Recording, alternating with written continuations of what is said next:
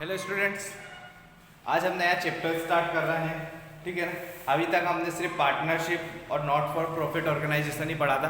Partnership के दो chapter और बचे हैं हमारे, फिफ्थ और सिक्स्थ, वो मैंने अभी ड्रॉप करे हैं। हम चैप्टर नंबर 7 से स्टार्ट कर रहे हैं, जिसका नाम है company account, issue of share, company लेके अंशों का निर्गमन। ठीक है। यहाँ से जो आगे की 4 यूनिट आएगी हमारे, 4 चैप्टर आएंगे, 7, 8, 9 और 10। ये चारों चैप्टर कंपनी के बेस पे। ठीक है ना। यहाँ पर जितने भी अकाउंट बनेंगे कंपनी के बनेंगे। जैसे फर्स्ट वाला चैप्टर हमने नॉट फॉर प्रॉफिट ऑर्गेनाइजेशन का बनाया था, फिर सेकेंड नंबर से 6 नंबर के चैप्टर पार्टनरशिप के बेस पे, वैसे ही 7 नंबर से लेकर 10 नंबर तक के चैप्टर पूरे कंपनी अकाउंट देंगे। ठीक है। जिसमें पहला चैप्टर 7 दे रखा है आपको, इश्यू ऑफ शेयर। अब शेयर होते क्या है, सबसे पहले बात तो आती है कि अंश होते क्या है। ठीक है ना। कंपनी होती क्या है, ये सारी चीज़ें हम यहाँ पढ़ेंगे। तो इंट्रोडक्टरी में दिया गया है आपको कि वर्तमान औद्योगिक युग में व्यवसायिक संगठन का सर्वाधिक महत्वपूर्ण स्वरूप अपने संगठन ही है। इसे आधुनिक अर्थव्यवस्था की आधारशिला के रूप में मान्यता दी जाती है। विकसित अर्थव्यवस्था में व्यवसायिक संगठन के परंपरागत स्वरूप एकांकी स्वामित्व एवं साझेदारी बड़े व्यवसाय की वित्तीय, प्रबंधकीय एवं अन्य आवश्यकता को पूरा करने में असमर्थ रहे। परंपरागत स्वरूपों की सीमाओं के फलस्वरूप व्यवसायिक संगठन का नया स्वरूप कंपनी संयुक्त स्कंद प्रमंडल अस्तित्व में आया। कंपनी कुछ व्यक्तियों द्वारा बनाया गया ऐसा ऐच्छिक संगठन है जिसका निर्माण कानूनी प्रक्रियाओं द्वारा होता है। इसमें अनेक व्यक्तियों अपनी पूंजी लगाकर हिस्सा या अंश क्रय करते हैं। कंपनी की पूंजी की प्रकृति अन्य व्यवसायिक संगठनों की पूंजी से कुछ भिन्न होती है, जिसे कंपनी की अंश पूंजी कहते हैं। अंश पूंजी के लेखांकन के पहले कंपनी के विषय में समझ लेना आवश्यक है। अब सिंपल सी बात है, इसमें जो लिखा गया है वो दे रखा है कि कंपनी क्या होती है। ठीक है ना। सबसे पहले बात, नॉर्मली हम कंपनी के बारे में क्या जानते हैं कि जहाँ माल बनता है, जो बड़ी सी फैक्ट्री हो गई, वही कंपनी कहलाती है। ठीक है क्या, आपके हिसाब से आप अपनी जगह सही होगे, बट यहाँ पर जो अकाउंटिंग लैंग्वेज में कंपनी, एक बिजनेस आज के टाइम पर जो माहौल चल रहा है, ठीक है ना, उसमें सोल ट्रेडर्स, ठीक है ना, बोल सकते हैं पार्टनरशिप, मतलब एकांकी व्यापार, साझेदारी व्यवसाय, ये सब उन आवश्यकताओं को पूरी नहीं कर सकते जो आज के टाइम पर जरूरत है। ठीक है ना। तो इन्हीं सारी जरूरतों को, इनकी जो कमी आती है उसको पूरा करने के लिए क्या बनाया गया, कंपनी बनाई गई है। अब कंपनी में क्या होता है कि ये कंपनी जो रहती है, ठीक है ना, ये 2 या 2 से अधिक व्यक्ति मिलकर कोई काम करते हैं। ठीक है ना। या फिर उसमें पूंजी लगाते, कैपिटल लगाते हैं और बिजनेस स्टार्ट करते हैं, तो ये क्या कहलाती है कि हमारी कंपनी कहलाती है। अब वो पूंजी शेयर खरीद के भी हो सकती है। ठीक है। मतलब एक छोटी सी बात करें तो कंपनी क्या करती है, अपने छोटे छोटे हिस्सों को, ठीक है ना, अपनी जो कैपिटल होती है, पूरी पूंजी है, उसको क्या कर रही है, वो छोटे छोटे हिस्सों में डिवाइड करके पब्लिक से मांग रही है वो पैसा। ठीक है ना। नॉर्मली बात है, किसी और से मांगने से अच्छा, किसी से लोन लेने से अच्छा हम पब्लिक से उनको उनका हिस्सा देके उनको भी अपने कंपनी में हिस्सेदार बना लेते हैं ना। बनी बात है कि किसी कंपनी की जो शेयर कैपिटल है, पूंजी है, वो 10 लाख रुपए है। ठीक है ना। अब वो 10 लाख रुपए की उसके पास असेट्स के रूप में, संपत्ति के रूप में है।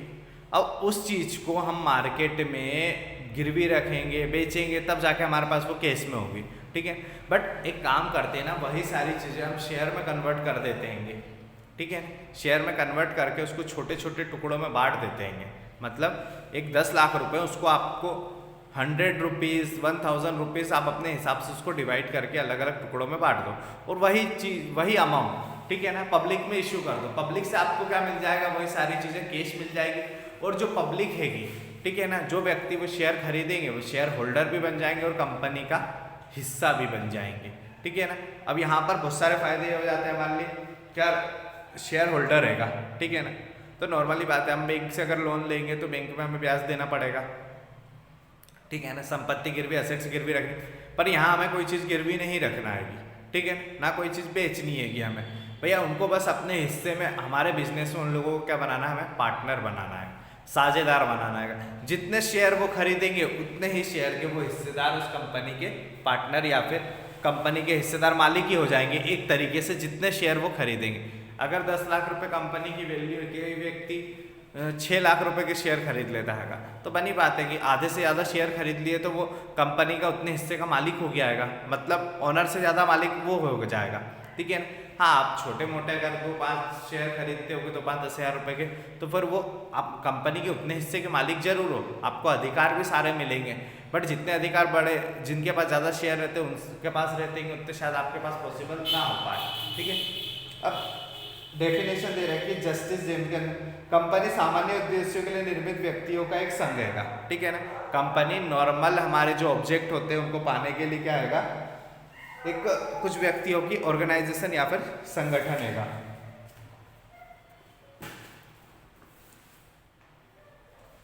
अब यहाँ पर कैरेक्टरिस्टिक्स दे रखे, चलो ऊपर दे रखा है कंपनी एक्ट 2013 सेक्शन 220।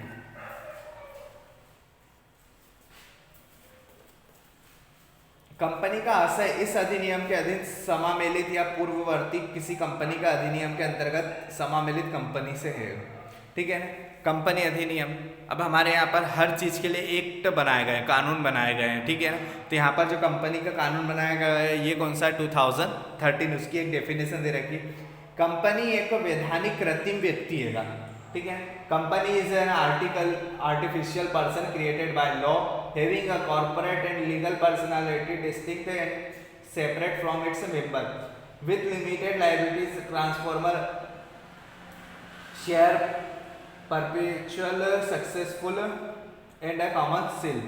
कंपनी एक वैधानिक कृत्रिम व्यक्ति है जिसका समावेलन कंपनी अधिनियम के द्वारा किसी विशेष व्यक्ति से विशेष उद्देश्य से होता है, जिसका दायित्व साधारण सीमित होता है और अस्तित्व उसके सदस्यों से पृथक होता है, जिनकी पूंजी हस्तांतरित अंशों में विभाजित होती है, जिसका एक विशिष्ट दायित्व एवं जिसकी एक अपनी सार्वभौम मुद्रा होती है। कंपनी का एक आर्टिफिशियल पर्सन है, एक कृत्रिम व्यक्ति है। ठीक है ना, यहाँ पर जो कंपनी है इसको कोई मतलब संपत्ति जमीन जायदाद ऐसा कुछ नहीं माना है, इसको क्या माना है, एक आर्टिफिशियल व्यक्ति माना है, इंसान माना है, जो किसके द्वारा बनाया गया है, कानून के द्वारा। ठीक है ना, कानून के द्वारा कंपनी को एक आर्टिफिशियल पर्सन बनाया गया है। अब यहाँ पर दे रखा है जिसका दायित्व साधारणतः सीमित होता है। कंपनी होते हैं, इसके जितनी भी लायबिलिटीज होती है एक लिमिटेड ही रहती है और इसके अस्तित्व सदस्यों से पृथक होता है। कंपनी का जो एंटिटी होती है अस्तित्व होता है वो, और उनके मेंबर्स उनके अस्तित्व दोनों अलग अलग होते हैं, जिनकी पूंजी हस्तांतरित अंशों में विभाजित होती है। कंपनी है कि इसकी जो कैपिटल होती है इसको क्या कर दिया जाता है, ट्रांसफर कर दिया जाता है शेयर के रूप में, जिसका एक विशिष्ट दायित्व तथा जिसकी अपनी सार्वभौम मुद्रा होती है। बनी बात है, यहाँ पर भी जितने भी कंपनी के शेयर खरीदने वाले पर्सन होते हैं उनका अपनी एक लायबिलिटीज रहती है। ठीक है ना, अपनी एक रिस्पॉन्सिबिलिटी रहती है, अपनी एक जिम्मेदारी रहती है।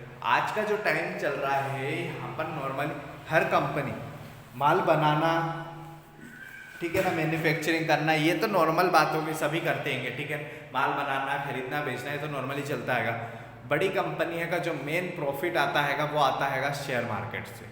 ठीक है ना, स्टॉक एक्सचेंज से ही इनका मेन प्रॉफिट आता है। कंपनी की पूंजी कैपिटल बढ़ती है, ठीक है ना, कंपनी की वैल्यू बढ़ती है, गुडविल बढ़ती है, तो वो किस भी हाथ पे बढ़ती है, शेयर पे। ठीक है, तो आज के लिए इतना बहुत है, कल हम कैरेक्टरिस्टिक्स और कंपनी के टाइप्स होते हैं वो पढ़ेंगे। ठीक है, थैंक यू।